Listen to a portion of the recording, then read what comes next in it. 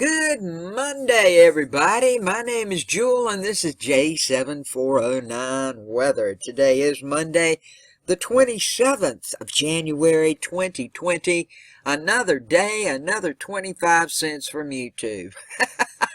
Yeah, I'm in a good mood. Don't ask me why. I just am. And I hope this good mood spreads throughout the entire audience and subs that I have, and I hope each of you have a very good day today. As we're looking at the Doppler radar right now, you see a lot of the U.S. is looking pretty clear. Well, we do have a series of storm systems that can cause soaking rainfall and some snowy conditions across the Northwest.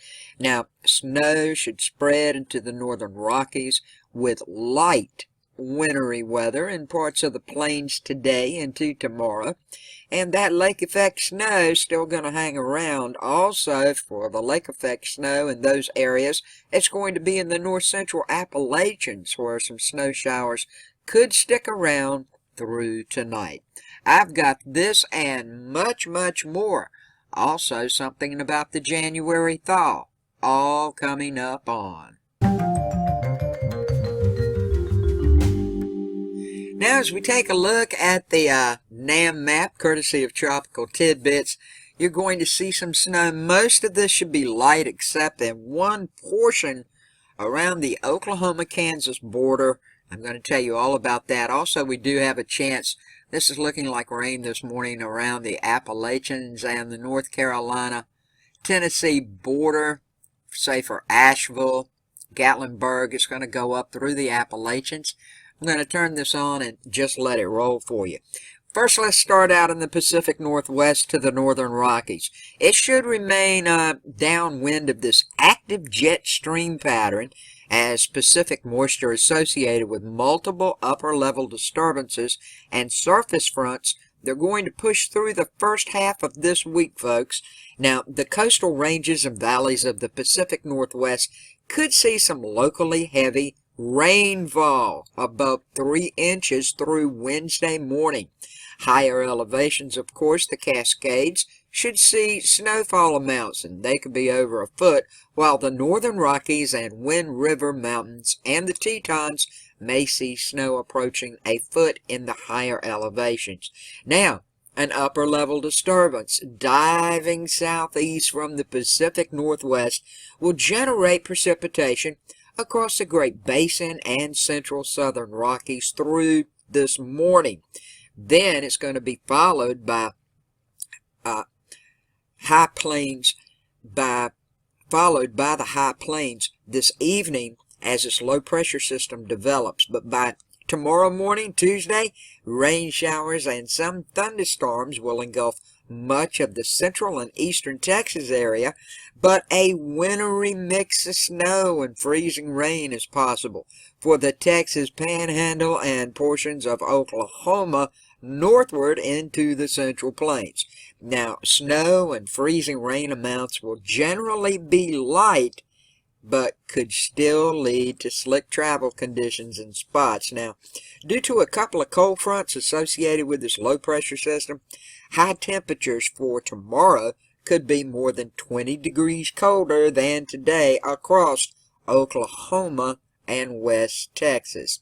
Moving out a little farther east, lake effect snow showers are going to continue today into tonight and across the eastern Great Lakes. Additionally, westerly upslope flow should produce snow showers over the higher elevations of the central Appalachians and the Green Mountains. The southeast will see rain showers make their way through the region today, with parts of the southern Appalachians potentially experiencing a wintry mix. Now, that wintry mix for the area for the southern Appalachians should be this morning, and it should slack up coming up towards the evening hours. Now, so far as snow watches and warnings, we do have a couple we need to go over because we do have a winter storm watch in effect from right now, late tonight, I should say. It's going to go into effect. It's going to last through tomorrow morning. and it's in portions of south central and southwest Kansas.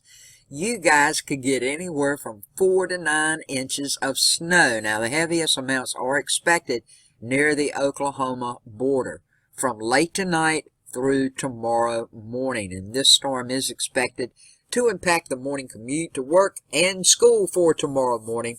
The visibility is going to be bad because this is going to be heavy, wet snow. So please be aware of this if you're in these areas and stay safe. And the strong upper level disturbance that I was just speaking of is going to continue to combine with plenty of low moisture to produce snow across the higher elevations of the North Carolina mountains. Now, snow levels will generally remain above 3,500 feet, where up to 2 inches of snow will fall.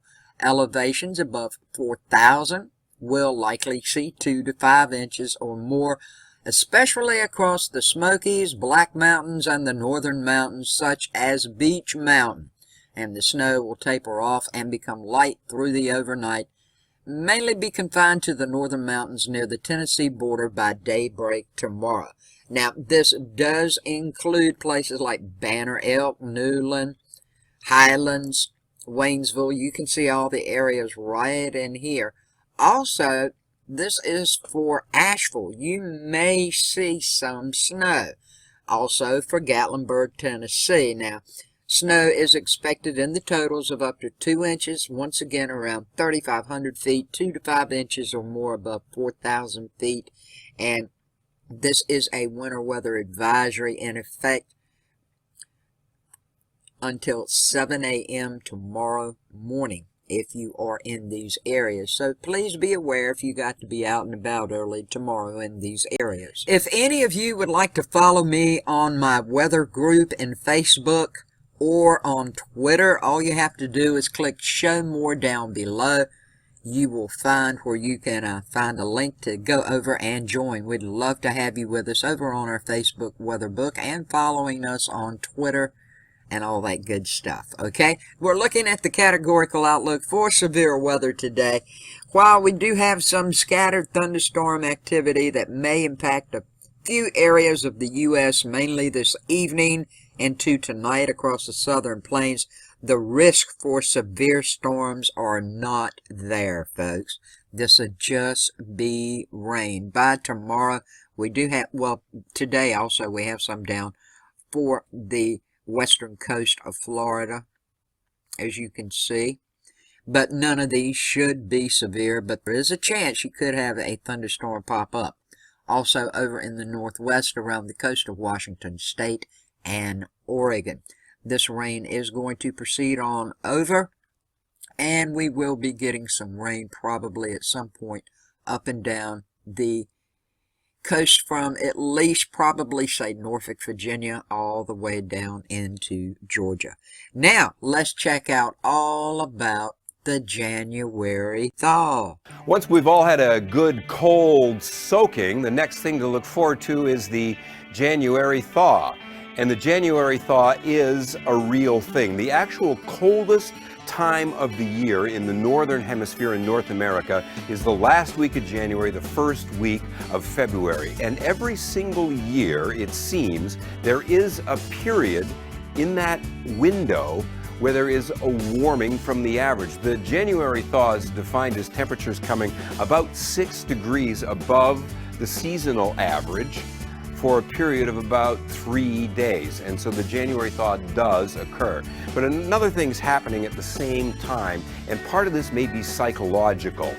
The shortest day of the year was the first day of winter. Well, that was a month ago, back in December. And in the Toronto area, it was about 9 hours of daylight that you had. Well, by the time the end of January comes around and the January thaw, you're getting about 45 more minutes of daylight. Even having the sunshine psychologically can help you feel that it's getting warmer, and the sun's rays now are getting stronger.